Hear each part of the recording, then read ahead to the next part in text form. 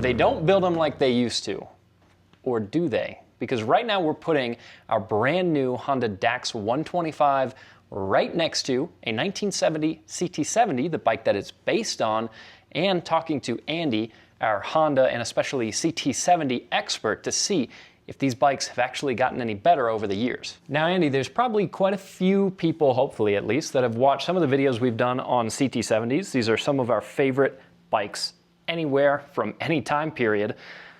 And even though you might not necessarily want the title, you are kind of the CT70 guy.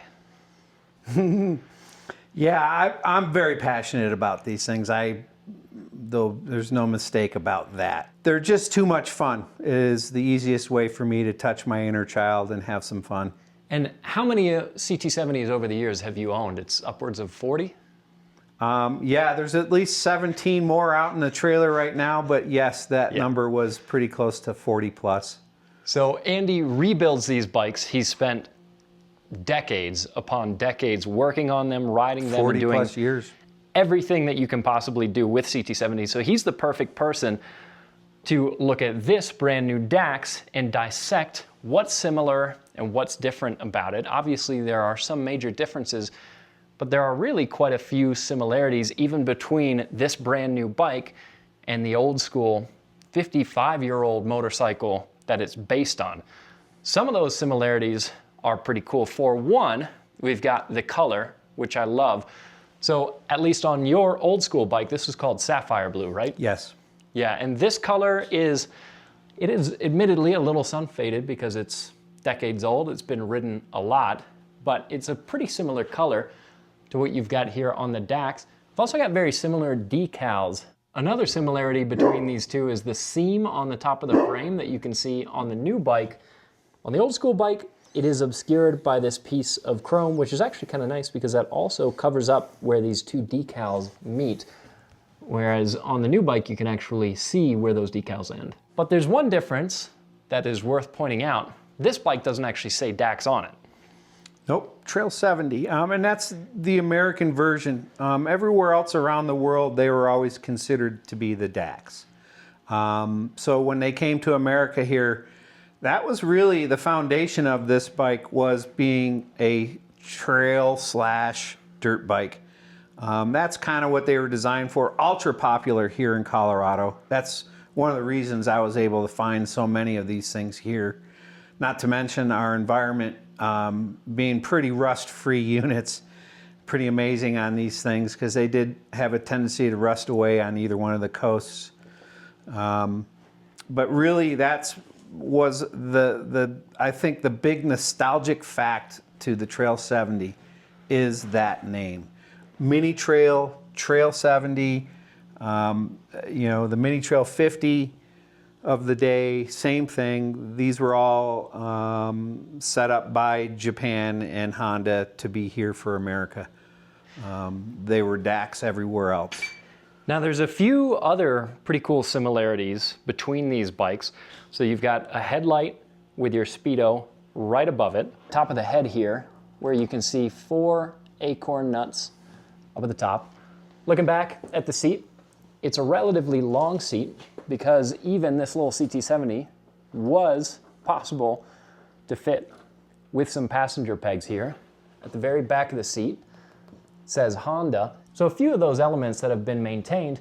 Another similarity is that this bike is semi-automatic. It is a different shift pattern because all 4 of your gears are up.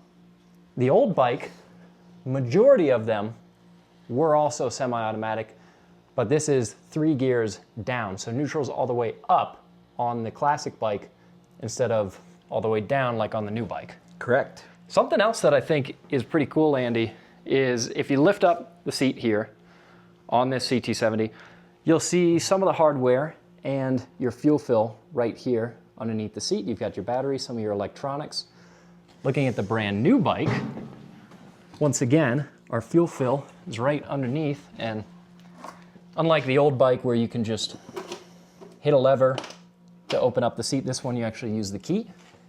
But there is our fuel fill underneath. We've got our air box under here and a few electronics. A lot of the electronics we found are actually underneath this little cover. CDI plugs and plays for the motor, the fuel injection, are all electrically underneath that cover. Yeah, which kind of keeps things out of the way a little bit. That way they can maximize. Well, again, you're getting the maximum room for your tank and air box all to be underneath the seat and easily accessible and ready to work on.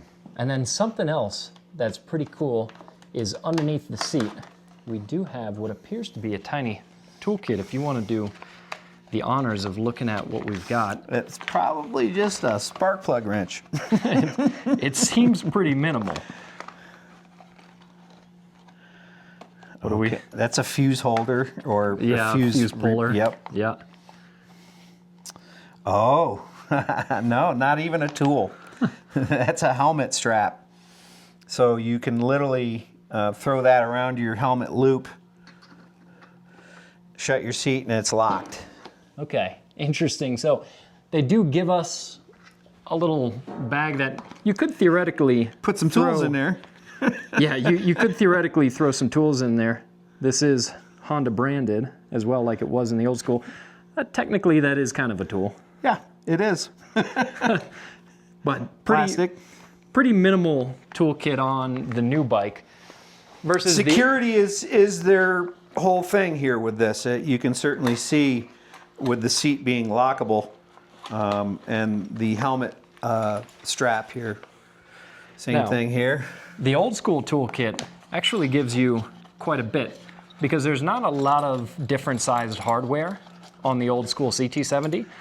So with these few wrenches, you can take apart a surprising amount of the bike, and you can pull, your spark plug. You can Screwdriver. hit most of the major pieces of hardware with this. Yep. Yeah, you've got a screwdriver as well. Is there much on a CT70 that you can't take apart with that toolkit? No, it's pretty amazing. As a kid, growing up with these, our toolkit was a big part of what we did for daily maintenance, popping the drain plug off. They are short tools, so it was also very hard to get some of the fasteners off because they were so short. Yeah. But very usable. I mean, this one doesn't have it in there, but I've showed you in the past videos that they even had a valve adjust tool in this kit so that you could do a valve adjustment on the engine yourself. On the side of the trail, potentially. Yeah, if need be.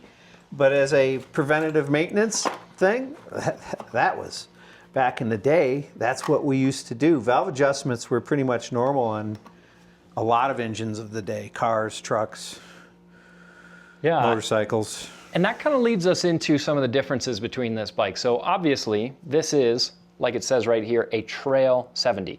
So we've got a knobby tire, we've got a skid plate underneath, higher front fender, and this bike is designed to be pretty rugged. One of the things I think is really cool about these engines is they use a magneto. So because of that, you don't actually have to have charge in this tiny little battery for the bike to run. You can tell if your battery has charge because if you flip on the key and your taillight comes on, which I don't think it doesn't. No, Andy's that does. battery is long gone. Yeah, so this battery doesn't actually work, but this bike still rides because it doesn't need that. Obviously, that's not going to be the case with the new one. So this is designed to be very simple, very rugged, and also something that you can easily pack up and take just about anywhere. So you can actually fold down the handlebars on this really easily to make it that much simpler to transport.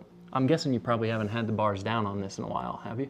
No, I work them. You bet.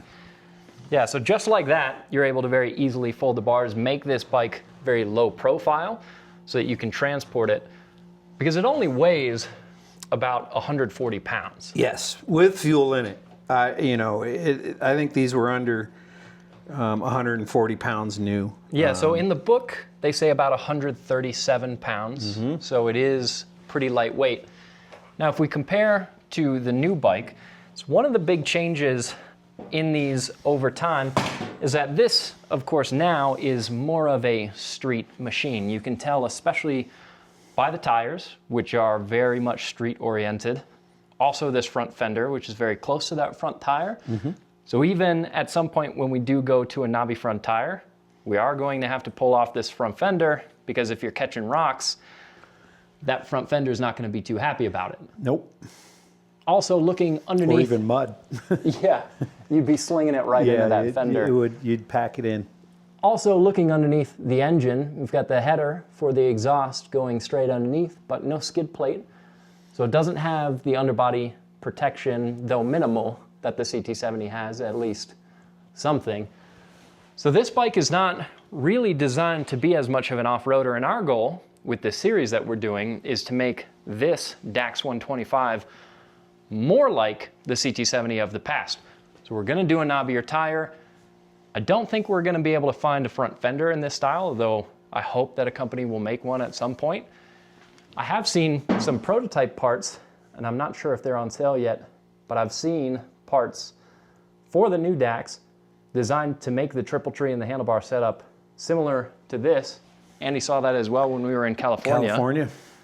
Which would be pretty cool. It was a custom bike, but the concept was that same simple, fold down, get it smaller, easier to move around, transport, what have you. But it is part of that nostalgia of these bikes, is those handlebars folding down. And I understand on a bike that's intended to be a street vehicle why they didn't do it, because there would be some challenges, potentially even with safety for a street motorcycle to have a handlebar that can fold away. If those were to come loose or anything going down the road, it would pose an issue for them. I also think too, they were thinking a little bit about kickstand crashes.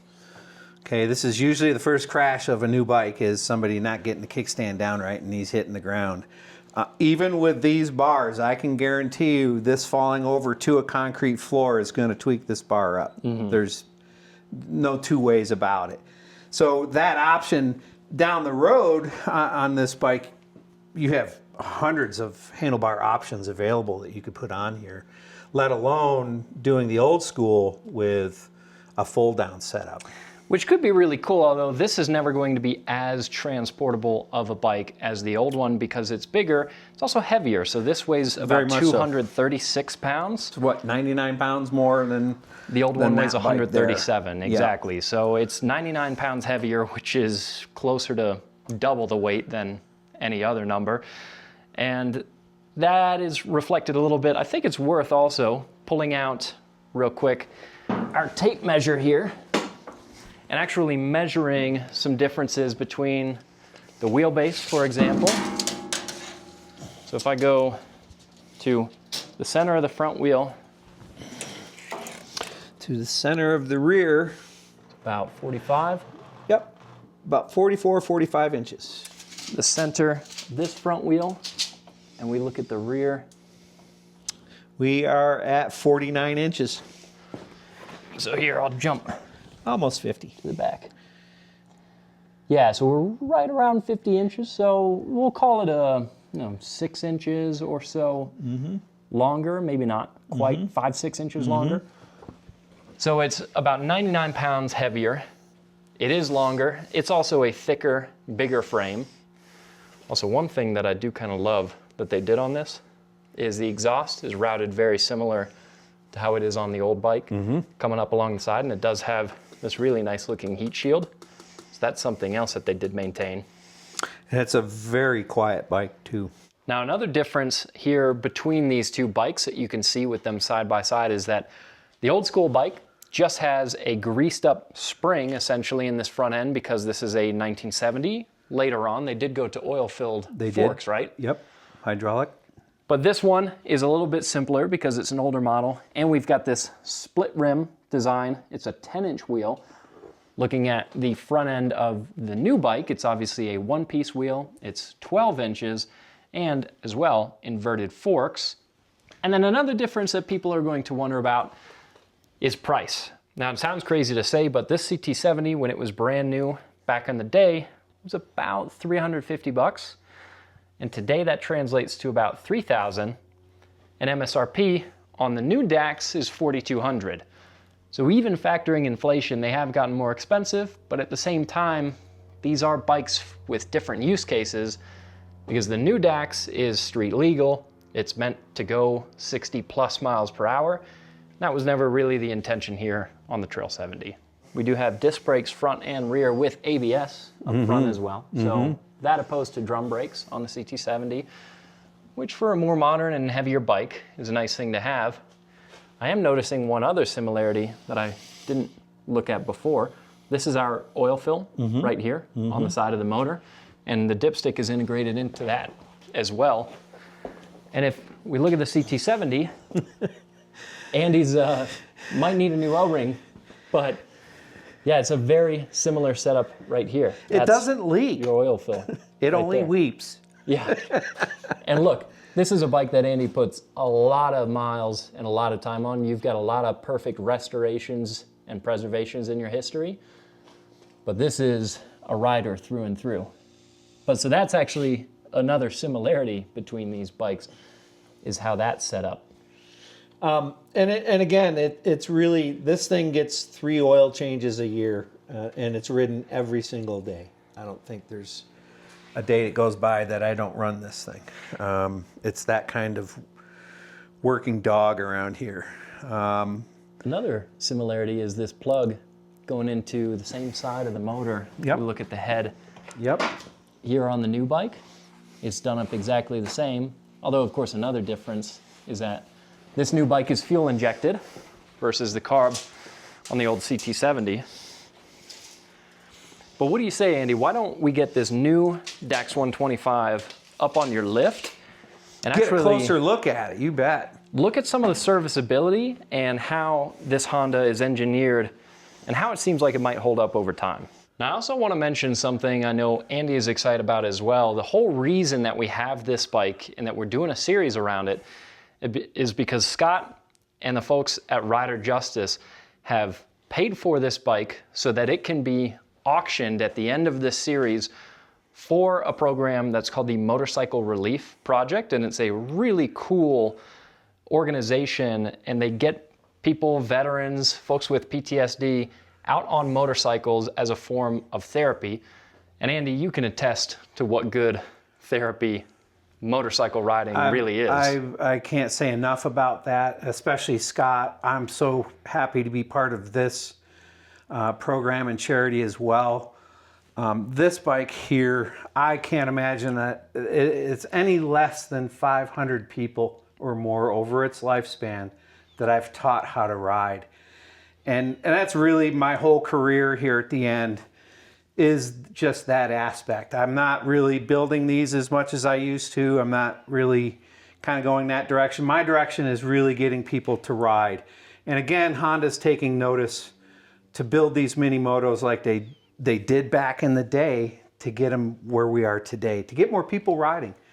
And again, Scott and his whole team and everything that these guys come up with, what a great group of people. Absolutely. They're an awesome group of people to work with. So if you're ever in an incident and you need legal representation, whether it's on 2 wheels or 4, no matter where you are in the country, they work with people all over, and they're an awesome crew. So that's the whole idea for this project. We're not going to be holding on to this bike for too long. It's going to be a few months that we're shooting videos with it, and then we'll move it along to its new owner so that they can start to enjoy it. But in the long run, it is interesting to look at some of the maintenance and serviceability of this bike. And Andy, tell me a few of the first things that you maybe notice. First and foremost, right here, this is an oil filter, which the old bikes do not have. They have a screen filter, but you'd have to take the clutch cover off to access that. This is an actual oil filter for this system, which is just going to make the bike last that much longer running clean oil in it. These were just drop-in fills, literally less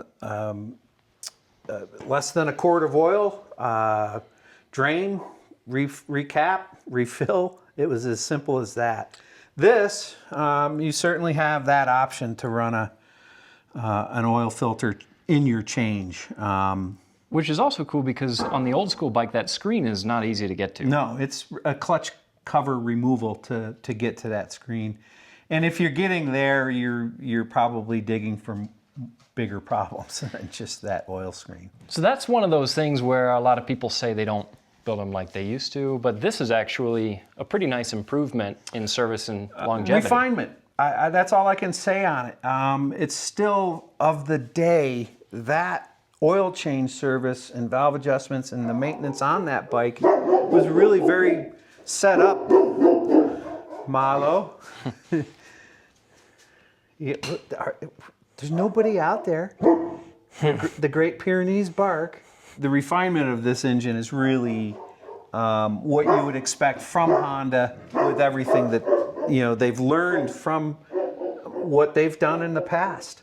And again, it's not just what Honda is building here, it's that Honda's taking notice about getting customer loyalty. The reason that I am a total Honda hat guy, these things took me at a very young age, and they know that when kids are riding, you're going to build brand loyalty like no other. Well, and that's one of the things that we love about these mini motos is they do a great job of getting people out on two wheels and getting them introduced to the activity, so that hopefully over time we get to have more riders out there on the road, because I think that's good for the industry and it's good for all of us. That's nice. That's an oxygen sensor for the fuel injection. It's not on the pipe. That's cool. They got that mounted in the exhaust ports, so it's reading like it should.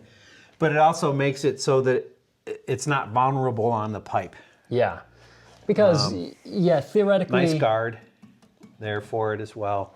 Yeah, so that is kind of a nice thing to have. Is. Theoretically, this pipe is a little bit vulnerable, so maybe we'll try and look into seeing if somebody makes a skid plate we could throw underneath this, because that would be cool. All my years, Case, working on Hondas and all sorts of different motorcycle brands as a mechanic, this, even as a street bike, let's just say we leave it just like this, there's a couple of mods I would do on this thing that, yes, it would take 3 to 5 miles per hour off your top speed, but on a bike like this, being an urban blaster, I would rather have more acceleration at the bottom end. And literally, one tooth down on the countershaft sprocket has always been a modification done on just about any kind of bike, street bike, dirt bike. If you want better acceleration, they will run these traditionally pretty tall in their gearing because it's safer. They really get a little bit, it's a little bit more to keep control of the bike when it's a little bit quicker on the acceleration. So they slow that process down. Yeah, and that is another big difference between these bikes. This is not only bigger and heavier, but it's bigger displacement as well. This is 124 cc's versus 72 cc's in the old bike. And they say around 9.3, I think I've seen horsepower from this engine, versus in the CT70 was what, around 5 horsepower. 3 or 4. Oh, I thought okay. 5 horsepower on the later model ones. They started with 4. Yeah, okay. A little bit of cam profile changes is all they did through that growth of that 10-year period. Another difference here is that this CT70 is kickstart only, so no electric start. And the new bike obviously has electric start, but no Kickstarter. So if the battery is dead, you got to bump start it. Case, one of the things about these transmissions that make them user-friendly, not having a clutch, is the ability to have a foot clutch on it, more or less. The old school... It would be true to say there's no hand clutch, but there is actually still a clutch in that here. Engages and disengages through the shift lever. So you can actually slip this clutch just by slightly touching down on the shifter. And I'm 99% sure, we'll see when we do a little test ride, that this will do the exact same thing. The transmissions are set up the exact same way. It hasn't changed on the automatic. So you can bump start these, and everybody's, oh, well, you don't have a clutch. Well, you do. It's the shift lever.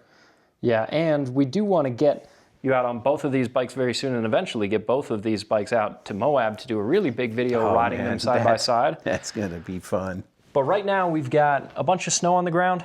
Really not an issue for the old CT70, but this bike, especially since these tires aren't even scrubbed in yet for pavement, I think we'll wait until it dries off a bit. You know me, I don't. It doesn't matter to me. I'll ride it in anything, but I like this bike too much to. You can always have that problem of going down. Yeah. So, snow is good. We like seeing it around here. It's been too dry, so Yeah, it's not a bad We're thing. happy to see it. Another cool little detail on these engines is that here the cylinder is silver, whereas the rest of everything is black. And on the old school bike, it was inverted. The cylinders were often black and everything else silver. These motors and how they build them, they're meant to last. I can't see this not lasting 50 years like that. As long as the maintenance has been taken care of and all that, I don't see any different. So for you, this gets the thumbs up. Big thumbs up. I'm liking what I'm seeing. I'd even consider what we find out here, Case, on what we're going to do, getting one of these as a school bike for myself as well. Again, the inspiration for people to see and know these bikes are coming back out again. That doesn't get any better, especially for my generation that can see these things and pass that down. Hey, we grew up with these. You're a young person, get one of these. A great starter bike.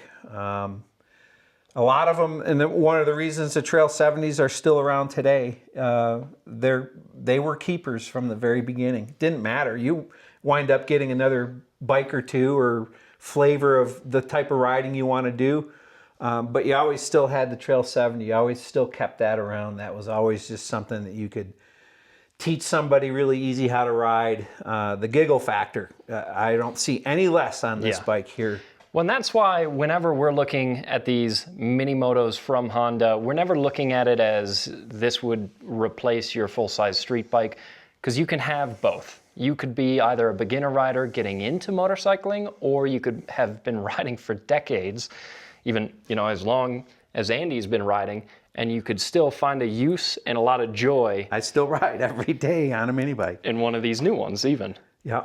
And it's really, really cool to see this in front of me. But without a doubt, I'm impressed that Honda is going this direction again to get some new riders in. And what better way to get loyalty than their first ride?